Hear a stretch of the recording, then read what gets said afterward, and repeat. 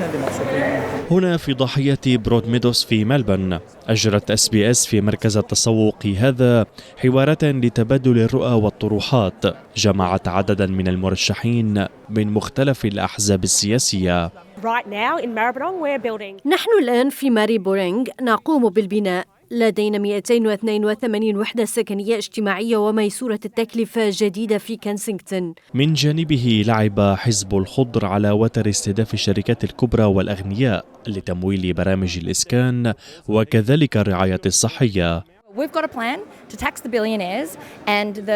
لدينا خطة لفرض ضرائب على أصحاب المليارات وعلى ثلث الشركات التي لا تدفع ضرائب في هذا البلد، ونتأكد من أنها تدفع حصتها العادلة. أما بالنسبة للمجتمع العربي فقد حضر بعض ممثلي الجالية وتحدثوا عن دور الجالية العربية في هذه الانتخابات. أعتقد هالانتخابات هي تحديدا الجالية العربية حتكون جزء من الكينج ميكرز، حنكون صانعي الملوك.